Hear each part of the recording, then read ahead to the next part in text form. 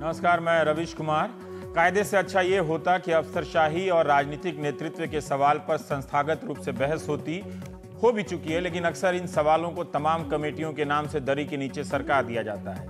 टरकाने की वजह यह होती है कि आमतौर पर दोनों मिलजुल कर चलते रहते हैं, लेकिन किसी मोड़ पर टकराव हो जाए तो सिर्फ बाहर या अदालत का रास्ता नजर आता है। आपने उत्तर प्रदेश के आईपीएस अधिकारी अमिताभ ठाकुर के मामले को किस नज़र से देखा है? क्या आप उनमें से हैं जो एक विसिल ब्लोअर और साहसी अफसर के साथ हो रही नाइंसाफी से नाराज हैं, या आप उन लोगों में से भी हैं जो एक सरकारी अधिकारी के रूप में अमिताभ ठाकुर के अति उत्साह को लेकर आशंकित हैं? कैसे भी देखें, लेकिन जिस बातचीत को टैप कर अमिताभ ठाकुर ने सार्वजनिक की है, उससे तो यही लगता है कि मुलायम सिंह यादव ने अतिक्रमण किया है। हमदर्दी की याद दिलाने के बहाने धमकी ही दी है।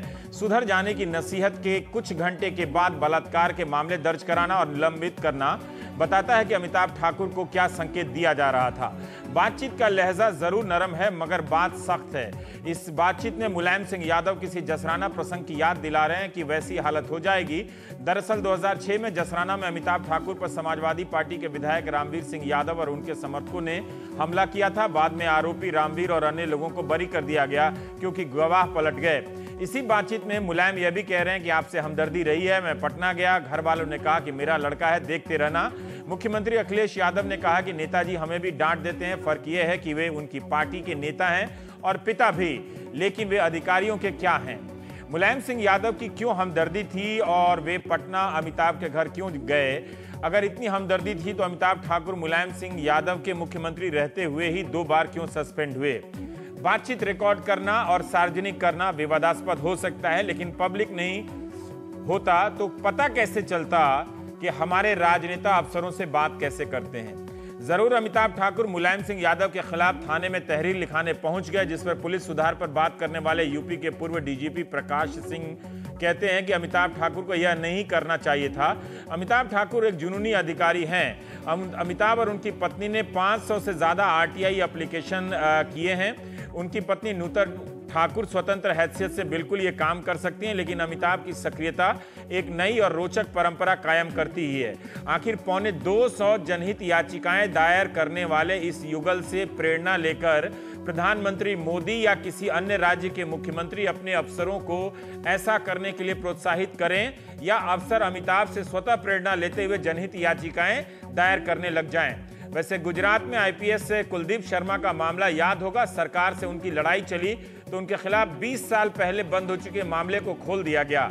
हरियाणा के अशोक खेमका ने ट्रांसपोर्ट विभाग में भ्रष्टाचार से लड़ना शुरू ही किया था कि तबादला हो गया। हरियाणा के एक और अधिकारी संजीव चतुर्वेदी का मामला सुप्रीम कोर्ट तक गया और वहां से कई और संस्थाओं में जाता रहता है, लेकिन वे कभी मीडिया के सामने नहीं आए। अशोक खेमका मीडिया के सामने जरूर आए, मगर वे हमेशा अपनी सीमा को रेखांकित करते रहे। तो क्या अमिताभ ठाकुर संजीव चतुर्वेदी और अशोक खेमका की तरह ईमानदार होते हुए दूसरी तरह बैटिंग करते हैं? इस पर बहस हो सकती है, लेकिन एक आईजी स्तर के अफसर के खिलाफ बलात्कार का मामला दर्ज करना भी कुछ कम ज्यादती नहीं है। यह और बात है कि अमिताभ ठाकुर और उनकी पत्नी की जनहित याचिकाओं की जातियों को देखते हुए इलाहाबाद हाईकोर्ट की लखनऊ बेंच ने 9 जून 2014 को अमिताभ ठाकुर की एक जनहित याचिका से नाराज होकर बिना सरकारी अनुमति के पीआईएल करने पर रोक लगा दी। इसी तरह 11 अप्रैल 2014 को नूतन ठाकुर की एक पीआईएल से नाराज होकर हाईकोर्ट ने कहा कि पीआईएल से पहले उनसे 25,000 रुपए अदालत में जमा करनी होगी, ये शर्त लगा दी गई। क्या कोई भी सरकार अपने अफसर को अमिताभ की तरफ पीआईएल करने, धरना प्रदर्शन में शामिल होने या स्वतंत्र एवं व्यक्तिगत जांच आयोग बनाने के लिए प्रोत्साहित करेगी? शायद नहीं। अगर बाकी सरकारों को यह पसंद है तो अपने अधिकारियों के लिए ऐसा सर्कुलर वो जारी कर सकती हैं। इसी तरह यूपी के एक और अफसर हैं सूर्य प्रताप सिंह। अपने फेसबुक पेज पर राज्य सरकार की काफी आलोचना करते हैं। फेसबुक उनका निजी स्पेस है, जहां वे यूपी के सार्वजनिक उद्यम विभाग के प्रमुख सचिव पद पर रहते हुए सरकार पर सवाल खड़े करने वालों की खबरें चस्पा करते रहते हैं और कर सकते हैं फेसबुक पर। सूर्य प्रताप सिंह का कहना है कि वे जनता में चेतना पैदा कर रहे हैं, लेकिन फेसबुक से बाहर वे नकल विरोधी प्रदर्शनों में भी हिस्सा ले चुके हैं। सरकार ने इसी तरह के मामले में होने के बावजूद एसपी सिंह को कभी सस्पेंड नहीं किया। अमिताभ ठाकुर सिर्फ सरकार से नहीं लड़ते, लेकिन अपनी पुलिस के खिलाफ भी लड़ जाते हैं, अफसरों के खिलाफ भी लड़ जाते हैं। अगर अमिताभ ठाकुर पुलिस महकमे के कायदे को तोड़ रहे हैं तो सरकार कौन सा नया कायदा बना रही है? मुलायम सिंह यादव का फोन करना और बाद में जो भी हुआ, क्या वो कोई पेशेवर कायदा है? पिछले 3.5 साल में यूपी में 8 पुलिस महानिदेशक हुए हैं। अमिताभ तो कई साल से सक्रिय हैं, लेकिन अभी क्यों निशाना बनाया गया? क्या खनन माफिया पर हाथ डालने के कारण यह सब हुआ, जिससे परेशान सरकार ने मीडिया और आंदोलनों में उनकी सक्रियता का एक तरह से बहाना बनाया? तो हमारे साथ अमिताभ ठाकुर हैं प्राइम टाइम में, आईजी पुलिस, लेकिन अभी निलंबित। गौरव भाटिया साहब हैं, प्रवक्ता हैं समाजवादी पार्टी के। टीएसआर सुब्रमण्यम साहब हैं, पूर्व कैबिनेट सेक्रेटरी। और शंभुनाथ शुक्ला जी हैं, वरिष्ठ पत्रकार। गौरव भाटिया जी, आपसे ही मेरा पहला सवाल है कि बलात्कार का मामला दायर करना, निलंबन करना, उससे पहले फोन करके कहना कि सुधर जाओ, मतलब हद कौन तोड़ रहा है इसमें? नहीं रविश जी, एक साथ तीनों मामले उठाए हैं आपने। मैं समझता हूं कि सबसे पहले ये जरूरी है कि हम एक एक करके मामलों को लें, जिससे कि हमें स्पष्ट हो कि असलियत क्या है और पूरे तथ्य क्या है। और इसके लिए मैं इतना कहूंगा कि अमिताभ ठाकुर जी ने कई जगह जाके सार्वजनिक रूप से, और इनकी पत्नी ने भी ये कहा कि सरकार द्वारा इनको प्रताड़ित किया जा रहा है, क्योंकि इन्होंने कुछ तथ्य माइनिंग माफियाओं के उठाए हैं। मैं ये सबसे पहले बताना चाहूंगा कि जब अमिताभ ठाकुर जी ये कहते हैं कि जिस दिन इन्होंने श्री मुलायम सिंह यादव जी के खिलाफ एक कंप्लेंट दी, तो उसके अगले दिन एफआईआर रजिस्टर हो गई रेप की, तो अमिताभ ठाकुर जी की ये भी जिम्मेदारी बनती थी कि वो सबसे ये बात बताएं कि ये जो रेप की कंप्लेंट थी, ये जनवरी 2015 में आई है, और इस पे पूरी तरह से प्रिलिमिनरी इंक्वायरी करने के बाद एफआईआर रजिस्टर हुई। ठीक है। दूसरी अहम बात जो बहुत ही महत्वपूर्ण है, गौरव, मैं यहाँ पे बता दूं कि मैं इनका फेसबुक पेज चेक कर रहा था और मुझे मिला है कि 22 जनवरी के आसपास इन्होंने उस बलात्कार वाली जो मामला है उसका जिक्र किया है, और ये भी अपने दफ्तर के बाहर एक नोटिस बोर्ड लगाया है। फेसबुक पेज पर मैंने वो तस्वीर देखी है कि अगर महिलाएं हैं आप आइए अपनी शिकायतों को लेकर, लेकिन अकेले ना आए, ऐसा कुछ है। मैं शब्दशः नहीं बता रहा हूं, लेकिन जिस घटना का आपने कहा वो उनके फेसबुक पे उसका जिक्र दिखा है मुझे। हाँ, आगे मैं मान लेता हूं, चलिए आप कह रहे हैं तो सच्चाई होगी, फेसबुक पेज पे है। लेकिन जब ये मामला पूरी तरह से पब्लिक के सामने आया और प्रेस कॉन्फ्रेंस इन्होंने करी, तो क्या इनकी जिम्मेदारी नहीं बनती थी वरिष्ठ आईपीएस ऑफिसर होने के नाते कि ये भी जनता को बताते कि ये एफआईआर एक दिन के अंदर नहीं हुई, ये कंप्लेंट जनवरी से लंबित है। दूसरी बात, नहीं रवि जी, मेरी 2-3 बातें पूरी हो जाए। नहीं, आप मुझे कोई ऐसा उदाहरण बताइए कि आप प्रेस कॉन्फ्रेंस करते हैं कि हम पे बीजेपी ने ये आरोप लगाए हैं, ऐसा करते हैं आप लोग? करते हैं इस तरह से? नहीं, मैं आपको बता दूं, एक प्रोफेशनल होने के नाते, और अगर आप आईपीएस आईएएस हैं या आप मंत्री भी हैं और अगर आप सार्वजनिक जीवन से जुड़े हैं, तो ये तो आपकी प्रथम जिम्मेदारी है कि आप पूरे तथ्य रखें जनता के बीच में। नहीं जब आप बताई गुहार तो लगा रहे हैं कि जनता इंसाफ करे। हाँ। रवि जी, मैं अपनी बात पूरी कर लूं। देखिए, आपके प्रश्न के उत्तर मैं जरूर दूंगा, लेकिन फिर पूरी बात सामने नहीं आ पाएगी। हाँ। मेरा प्रयास यह है कि पूरी बात नहीं, आप बलात्कार वाले मामले पे आप कह लीजिए, फिर मैं उनका काउंटर लूंगा, फिर मैं धीरे धीरे बाकी और बातों बिल्कुल लीजिएगा। हाँ। बिल्कुल लीजिएगा।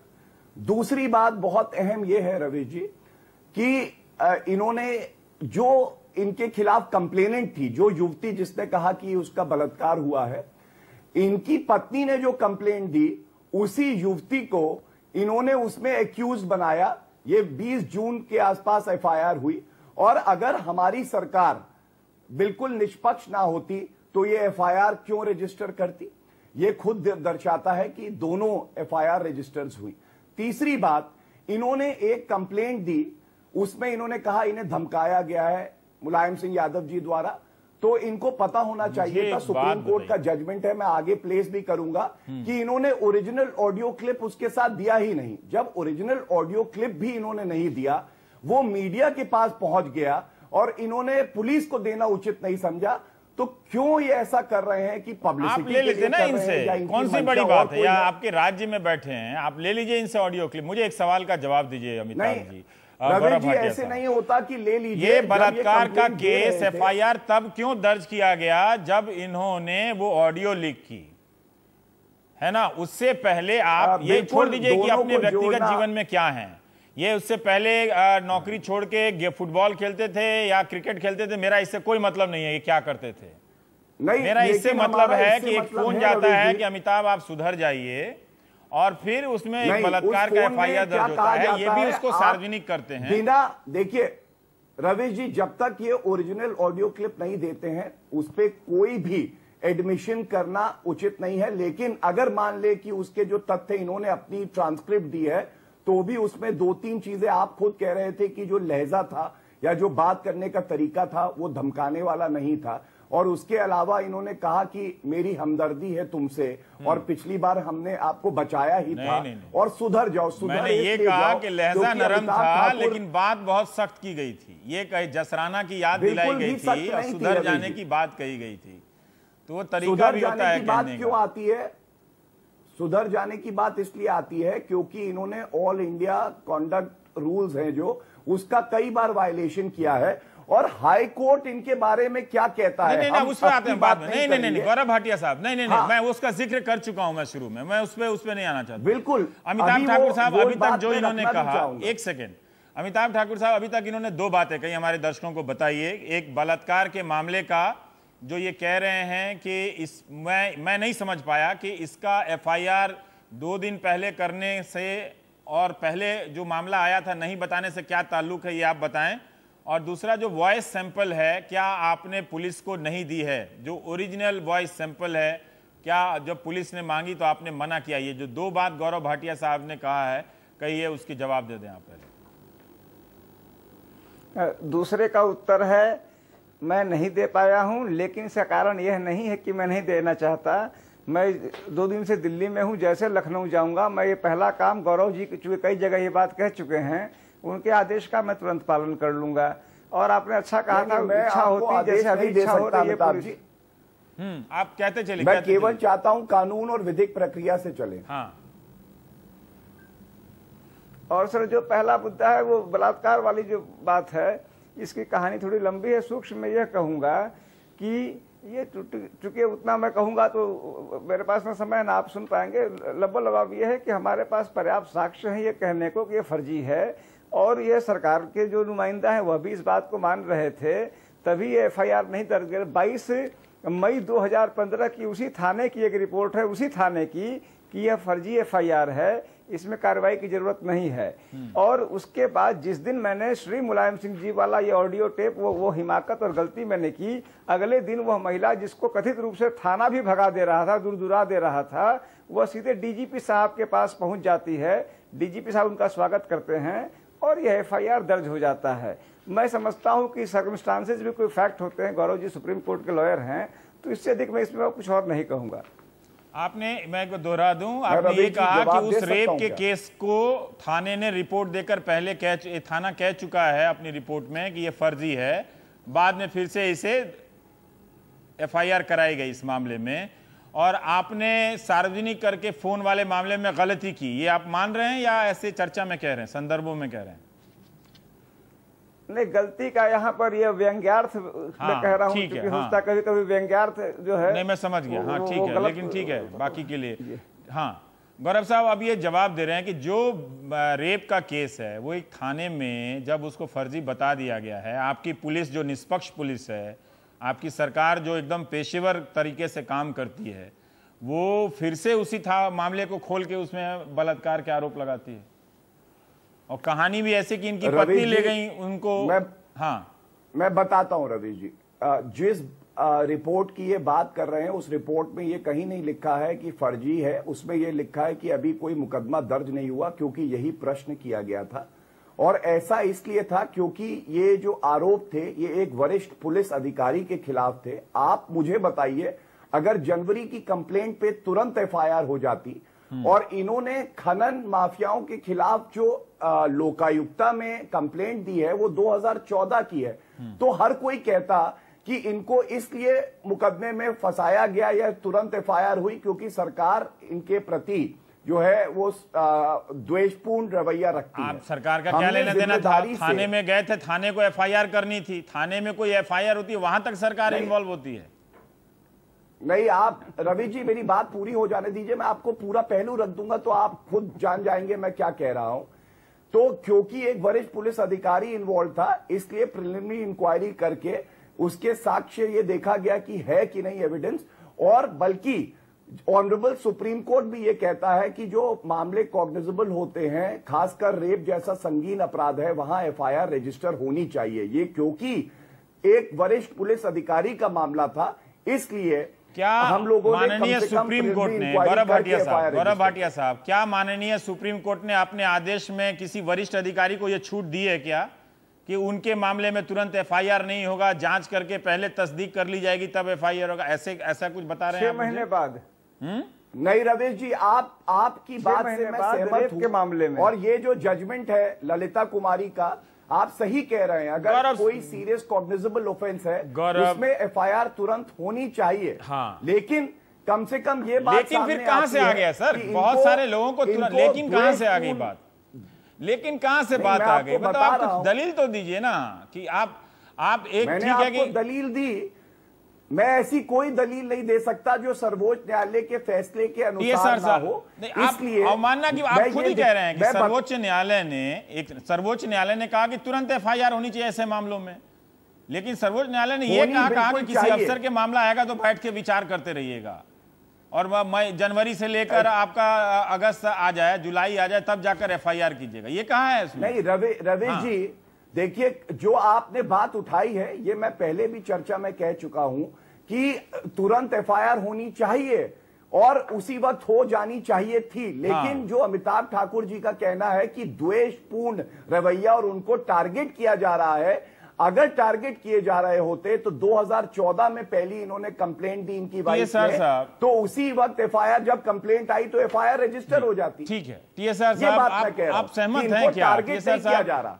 देखिए दो पहलू हैं यहाँ पे, मैं दूसरे पहलू पे थोड़ी देर बाद आना चाहता हूँ। पहले ये जो इनके साथ हुआ है, अमिताभ के साथ, वो ठीक है कि एक ही तरह की गतिविधि में एसपी सिंह के खिलाफ कार्रवाई नहीं होती है, लेकिन अमिताभ ठाकुर के खिलाफ कार्रवाई होती है। लेकिन अमिताभ आज से तो मीडिया में एक्टिव नहीं है, ज़्यादा एक्टिव नहीं है, वो बहुत दिनों से एक्टिव हैं। अगर अति एक्टिव भी हैं, अति सक्रिय हैं तो हैं। लेकिन जो गौरव भाटिया इनके खिलाफ जो दलील दे रहे हैं, क्या वो स्टैंड करता है आपकी नज़र में सर?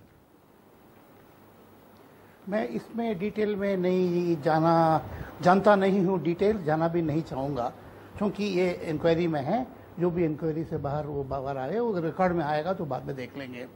2-3 चीजें इसमें रिमार्केबल इसमें ये है कि क्लियरली जो टाइमिंग जो है एफआईआर वगैरह का, वो बड़ा सस्पिशियस मुझको लग रहा है। वेंडटा जैसा लग रहा है, मैं नहीं कह रहा हूँ वेंडटा है, लेकिन वो टाइमिंग ठीक नहीं लग रहा है, नंबर 1। नंबर 2, एक स्पेसिफिक पॉइंट बताऊंगा, एक जनरल पॉइंट बताऊंगा कि जो सस्पेंशन अब हुआ है, क्या कोई एक्टिविटी नया किया है उसलिए सस्पेंशन है? कोई सस्पेंड होता है, क्या पब्लिक को या उनको मालूम नहीं होना चाहिए कि किस बात में सस्पेंड हो रहे हैं वो? क्योंकि हम तो रूल ऑफ लॉ करते हैं, सस्पेंड हो तो कोई प्रोविजन सर्विस रूल्स का, कॉन्ट्रैक्ट रूल्स का, आईपीसी का, किसी स्पेशल एक्ट का, किसी का उल्लंघन करते हुए सस्पेंशन होता है। तो अभी तक इतनी बातें पब्लिक में आ गई, किसी को पता नहीं। क्या ये नहीं हो सकता है कि किसी ऑफिसर को लगा के 2 दिन 3 दिन करके इंक्वायरी करो और उसके बाद ये तुम्हारा खिलाफ, तुमने फलां तारीख को ये किया, ये किया, ये किया, उसकी इसलिए आप जवाब दो, जवाब दे के सस्पेंड करें? ये नहीं हो सकता। तीसरी जनरल बात मैं कह रहा हूं कि ये देखें कि एक सीनियर अफसर को, छोटे जूनियर सीनियर, आप ऐसी जब मन आएगा सस्पेंड कर सकते हैं, ठीक है, आपके पास अधिकार है। क्या कोई मिनिस्टर के ऊपर कोई वो भी पब्लिक सर्वेंट नहीं है क्या? केवल सिविल सर्वेंट पब्लिक सर्वेंट हैं, मिनिस्टर भी उनके खिलाफ आता है, कहते हैं कोर्ट में जाएंगे, 20 साल उसको खिंचाएंगे, लालू 25 साल करेंगे, जयललिता करेगी 30 साल। ये हमारी बिल्कुल उल्टा है हमारा सिस्टम। अब ये कहेंगे कि साहब सस्पेंशन कोई पनिशमेंट नहीं है, तो मिनिस्टर को क्यों नहीं सस्पेंड करते हो आप क्यों लोकपाल नहीं लाए हो? तो मैं कह रहा हूं इसमें बड़े बड़े बातें निकल रहे हैं, हम ये तू में न जाएं। मैं तो मुलायम सिंह के साथ काम भी किया हूं, मैं उनको इज्जत करता हूं, I have lot of regard for him. But on the other hand, अगर ठाकुर ने कुछ गलती किया, इंक्वायरी अच्छी, अब मुझको फ्रैंकली लग रहा है उनका यूपी में अच्छा इंक्वायरी नहीं होगा, उनका इंसाफ नहीं मिलेगा, इस इंक्वायरी को बाहर ही करना पड़ेगा। आप कुछ भी यूपी में हो, वाकई वो गिल्टी भी हो, तब भी हमको किसी को भरोसा नहीं होगा कि उनका फेयर हुआ है। ये तो नंबर 1 बात है। नंबर 2, मुझसे इसमें हम छोटी बात में उलझ न जाएं। देखिए, इस देश में इतनी गरीबी है, एजुकेशन लेवल लो है, हम अभी चाइना अमेरिका के साथ बीट करना चाहिए, हम नीचे कीचड़ में बैठे हुए हैं पूरा देश। क्यों बैठे हुए हैं? इसलिए कि हमारे एमएलए एमपीज जो है, सुनिए एक बात सुन लें, एमएलए एमपीज पूरा देश को चला रहे हैं, उनका काम है लॉ बनाना। उनका बनाना यह नहीं है कि डीएम को बदलना, इस माफिया को सपोर्ट करना, उनको सपोर्ट करना। असली पावर जिनकी जिम्मेदारी नहीं है, उनके पास असली पावर है। This is the reality of the ground. ये अलग राजनीतिक व्यापार। टीएसआर साहब, अभी गौरव ने एक बात कही कि ऑल इंडिया हुआ है। नहीं, आप इसको बड़ी बात को न भूल जाएं। इसको दिखा रहा है कि हम क्यों गिरे हुए हैं। इसमें एक निशाना यहाँ लग रहा है। मुझे लगता है कि जो विधायिका है वो कार्यपालिका से ऊपर ही है, वो ठीक है, उसके अधिकार में उस व्याख्या में नहीं जाना चाहता। पर जो गौरव भाटिया ने आसमान से आया है क्या? नहीं, कोई आसमान से नहीं आया है। ब्यूरोक्रेट में कोई आसमान से नहीं आया। काम क्या है? हाँ, एक टिप्पणी करना चाहूंगा। अगर आप जो चुना हुआ प्रतिनिधि है वही सुप्रीम है। काम है। हाँ, विधायक उनका काम तो प्रशासन में घुसना नहीं है। उनका काम कानून बनाना। ये इंपॉर्टेंट बात है। Not order a DIG to do this. ठीक है, पर टीएसआर साहब एक सवाल का जवाब और चाहिए था, क्योंकि गौरव भाटिया ने कहा है कि इन्होंने, अमिताभ ठाकुर ने ऑल इंडिया सर्विस रूल को ब्रेक किया है। क्या आपका सर्विस रूल अमिताभ ठाकुर जैसे अफसरों को पब्लिक में जाने से मना करता है, धरना देने से मना करता है, आरटीआई जमा करने से मना करता है? जी नहीं, ये सुनिए, उसमें एक टेक्निकल बात है। रूल्स बहुत क्लियर हैं। रूल्स कहते हैं कि यू शैल नॉट कमेंट और क्रिटिसाइज गवर्नमेंट पॉलिसी। तो ये फैक्ट की बात है, मुझे पता नहीं है। अगर वो गवर्नमेंट पॉलिसी को, अगर आप ढांचा को क्रिटिसाइज करें, सिस्टम को, प्राविधान को करें कि करप्ट है, ये है, वो तो अलग चीज है। लेकिन गवर्नमेंट पॉलिसी को इन्होंने ये किया वो किया, मैं फैक्ट के ऊपर नहीं कहूंगा। इसलिए मैंने कहा कि अगर उन्होंने रूल्स को उल्लंघन किया, अच्छा है, उनका पनिश करना है और ऐसी आदमी को सर्विस पे नहीं रखना है। मुझे पता नहीं है कि उन्होंने किया नहीं किया। इसलिए मुनासिब था कि एक इंक्वायरी करते, क्लियर चार्ज लगाते कि किस दिन को किस। ठीक है, एक सवाल का और जवाब दे दीजिए। कोई एक सवाल का और, क्योंकि आप सीनियर ब्यूरोक्रेट हैं इसलिए मैं पूछ रहा हूं कि क्या आप अपने ऑफिसर को चीफ सेक्रेटरी रहते हुए या पुलिस डीजीपी हो रहते हुए आप उसे इजाजत देंगे कि वो 500 आरटीआई करे या पीआईएल करे या धरने पे जाए? देखिए, ये पर्सनल मामला नहीं है। ये हमारा मामला ये है कि क्या आप कानून को, रूल्स को उल्लंघन कर रहे हैं, नहीं कर रहे हैं। ठीक है, ठीक। अब पीआईएल और आरटीआई आया था करीब 10 साल पहले।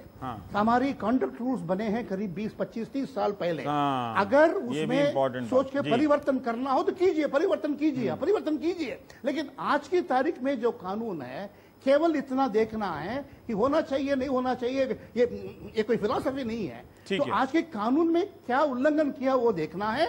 अगर आप समझें कि पीआईएल करना नहीं है तो आप कह दीजिए, कॉन्ट्रैक्ट रूल्स में चेंज कर लीजिए, 10 दिन में, 10 डेज में हो सकता है। शुक्ला जी। मेरा मानना है कि देखिए, सरकारी कर्मचारियों के लिए एक आचार संहिता होती है, कम से कम उसको नहीं तोड़ा जाएगा। लेकिन आप पाएंगे कि वो उत्तर प्रदेश की ब्यूरोक्रेसी और पुलिस तंत्र जो पहले इस्पात की तरह दृढ़ बताया था, 20 साल से कुछ चीजें डिटोरिएट हो रही हैं धीरे धीरे।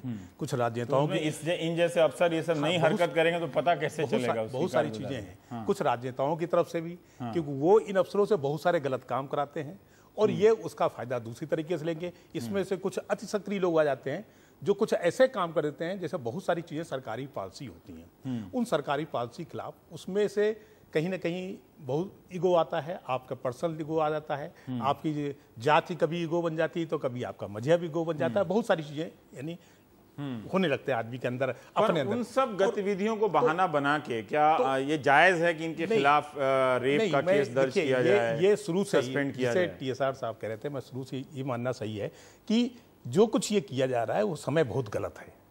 कम से कम अमिताभ ठाकुर पर कोई भी चाहे निलंबन की कार्रवाई हो या बलात्कार, जांच के साथ होनी चाहिए। जांच के साथ होनी चाहिए। अब मामला बहुत संगीन हो चुका है, जबकि खास तौर पे नेताजी के खिलाफ एक टेप आ चुका हो, बहुत सारी बातें आ चुका हो, उसके पहले नेताजी पटना में जाकर के उनके परिवार से मिल चुके हों, तो ऐसे समय में ये कार्रवाइयां गलत थी, यानी सरकार के स्तर पे कही गई हैं। और जो टेप था वो पार्टी के सुप्रीमो का था।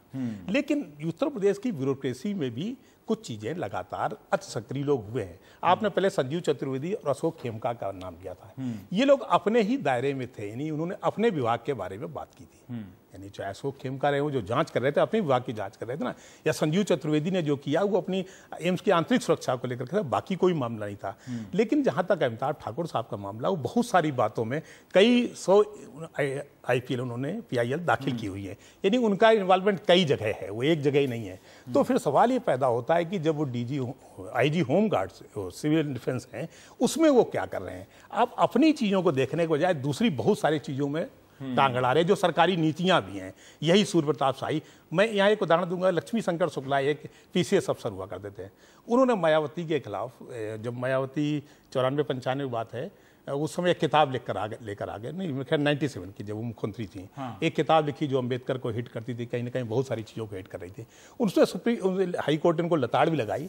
यानी अफसर कहीं कहीं इतने बेलगाम जाते हैं कि सरकार की जो नीतियां हैं, मायावती की अपनी नीतियां होंगी, उन नीतियों को वायलेट करने, उनका उल्लंघन करने लगते हैं, तो उस समय उन पर निलंबन कार्रवाई होती है। लेकिन जहां तक अमिताभ ठाकुर का मामला है, चूंकि अमिताभ ठाकुर का मामला सीधे नेताजी से इन्वॉल्व हो गया, ऐसे समय अचानक मुख्यमंत्री द्वारा उन्हें सस्पेंड करना या उन पर, हो गया सारा मामला संदिग्ध। अमिताभ, आप इसको कैसे देखते हैं कि आप एक ऑफिसर रहते हुए अगर PIL करें, दूसरे विभागों में जांच करें, आप पूरा कमीशन की तरह जाते हैं, जांच करते हैं, आपकी पत्नी जा सकती हैं स्वतंत्र हैसियत से, पर हमें जब बताया गया कि आप भी जाकर जांच करने लगते हैं, PIL कर देते हैं, RTI कर देते हैं, ये कुछ ज्यादा नहीं है क्या? देखिए रवीश जी, जो आपने प्रश्न किया, यह प्रश्न एक्चुअली सुप्रीम कोर्ट तक जा चुका है। गौरव जी जानते होंगे, हमारे इनफैक्ट हम यूपी में ही कई प्रतिभाशाली लोग होते हैं। विजय शंकर पांडे जी ने भी मेरी तरह एक गलती की थी, एक PIL कर दिया था और बड़े लंबे उनका खिंचा था, उनके कई यह मामला सुप्रीम कोर्ट गया। विजय शंकर पांडे बनाम यूनियन ऑफ इंडिया, और इसमें सुप्रीम कोर्ट ने बड़ा स्पष्ट लिखा कि हर व्यक्ति का संवैधानिक अधिकार है जनहित याचिका दायर करना, कॉन्स्टिट्यूशनल राइट है। अच्छा। और उसको अप्रिशिएट किया जाना चाहिए, न कि उसको कंडेम करना चाहिए। ये सुप्रीम कोर्ट का है, सुप्रीम कोर्ट का आदेश लॉ ऑफ द लैंड है। अमिताभ ठाकुर जैसा अदना आदमी उसका पालन कर रहा है, ये पहली बात सर। हाँ। और दूसरी बात यह कि अमिताभ ठाकुर अगर अति सक्रिय है, अति सक्रिय होना भी गुनाह है, तो मुझे यह गुनाह मंजूर है। अति सक्रिय होने पर अगर मैं नौकरी से निकाल दिया अधिकारी होकर कैसे कह सकते हैं? अमिताभ ठाकुर जी देखिए, सुप्रीम कोर्ट ने कहा कि हर व्यक्ति का अधिकार बनता है, पर सुप्रीम कोर्ट ने ये नहीं कहा। सुप्रीम कोर्ट ने ऐसा डिफरेंट थोड़ा उन्होंने यह कहा था कि अधिकारी का भी अधिकार, उन्होंने अधिकारी का स्पेसिफिक जिक्र किया था कि अधिकारियों का भी, अधिकारी और अन्य व्यक्ति में कोई अलग अंतर नहीं है। मैं एक चीज रवीश जी अंतिम कहना चाहूंगा, दरअसल ये जो नेताओं की व्यवस्था है, नेता बंधु चाहते हैं कि अधिकारी अपनी बात घुटते, जैसे पहले महिलाओं को चुप रखा गया था। साहब वो देखिए, मेरी बात मैं समझ रहा हूँ। नहीं, एक बात देखिए, खेमका ने भी अपनी लड़ाई लड़ी तो अपने विभाग की लड़ाई लड़ते थे ना, आप पूरे उत्तर प्रदेश से लड़ते। मुझे नहीं मालूम कि आप केंद्र सरकार से लड़ रहे हैं कि नहीं लड़ रहे हैं, आप दूसरी सरकार में, इतना इम्तहान आपका नहीं लेना चाहता।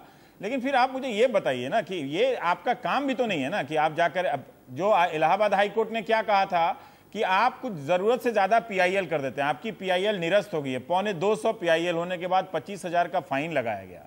सुप्रीम कोर्ट ने जरूर आपका अधिकार बताया है, लेकिन सुप्रीम कोर्ट ने ये नहीं कहा कि आप हर मामले में जाकर आप PIL करें।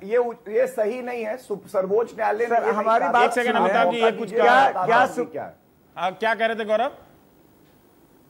मैं आपको रवीश जी बता दूं, जिस फैसले का हवाला दे रहे हैं अमिताभ ठाकुर जी, जब उच्च न्यायालय में इनके ऊपर सख्त टिप्पणी करी तो इन्होंने उसी जजमेंट को दिखाया उच्च न्यायालय को, और उच्च न्यायालय ने क्या कहा ये बहुत महत्वपूर्ण है। मेरे को 2 मिनट दीजिएगा। उन्होंने इनकी पिटीशन में हाईकोर्ट ने कहा, we take strong exception to the conduct of serving IPS officer in filing writ petitions in court on various matters in which he does not have personal interest without obtaining permission from the state government. फिर high court ने कहा इन्हीं के matter में, the petitioner serving as IPS officer is not only bound by the rules of conduct but should also act in a dignified manner. कहानी पढ़ दिया आपने। हाँ नहीं, इसका तो जवाब देते नहीं कि बिना कमेटी जांच किए इनको सस्पेंड क्यों कर दिया, इसका तो जवाब दे नहीं रहे हैं आप। पूरा का फैसला मैं रवि जी आपको उसका भी जवाब दे रहा हूँ। हाँ। उसका भी जवाब दे रहा हूँ। हाँ। मैं सिर्फ ये लाइन पढ़ना चाहता था कि एक पुलिस ऑफिसर के लिए हाई कोर्ट ने इनको भी कहा कि police officer is on duty 24 hours in the day, and it is better that he actually discharges his duty. अपना जो इनका दायित्व है उसको पूरा करे, ना कि PIL फाइल करे। अब अमिताभ ठाकुर जी ने किस तरह की PIL फाइल करी, रामलीला पिक्चर को सर्टिफिकेट मिलेगा कि नहीं मिलेगा, सचिन तेंदुलकर को भारत रत्न अवार्ड छीन लिया जाए। मैं पूछ रहा हूं, क्या इस तरह से सरकार या police officer law and order और कानून व्यवस्था बनाए रख सकता है अगर वो कोर्ट में वर्दी पहन के खुद PIL आप जांच करते हैं ना, आप एक कमेटी बनाते हैं, ये काम तो वो बहुत दिनों से कर रहे थे। बल्कि आप तो कह सकते थे कि दूसरे सरकारों को भी अनुमति दी जाए। आप जांच करते, कमेटी बनाते। अमिताभ ठाकुर, क्या ये ज्यादा नहीं है कि आप देखिए, आप इस तरह से आपका देखा कि आपने उसका जवाब सुन लीजिए। हाँ, क्या है जवाब? सस्पेंशन का जवाब सुन लीजिए। इसको इसका रविश जी एक प्रोसेस होता है। जब आप किसी ऑफिसर को सस्पेंड करते हैं, उसके बाद उनको आप कारण बताओ नोटिस देते हैं, उसमें सारे चार्जेस होंगे। अमिताभ ठाकुर जी को भी पूरी उसमें अपॉर्चुनिटी मिलेगी, वो अपना जवाब देंगे। और आपको याद होगा कि दुर्गा शक्ति नागपाल के केस में उत्तर प्रदेश सरकार ने ही अपना डिसीजन रिकंसिडर भी किया। छोटे से ब्रेक के बाद आ रहे हैं। अभी जो प्रक्रिया है उसी के तहत इनको सस्पेंड करके और इनको अभी चार्ज बात जम नहीं रही है सर। देखिए, जवाब देंगे। हम छोटे से एक ब्रेक के बाद आते हैं, बात जम नहीं रही है, हम आ रहे हैं। आपको नहीं जमे, लेकिन जो नहीं तो हम पूछेंगे ना अभी, और हम और पूछेंगे ना। आप जो दही जमा रहे हैं, हम थोड़ा सा उसमें हम भी तो जोरन डालेंगे ना।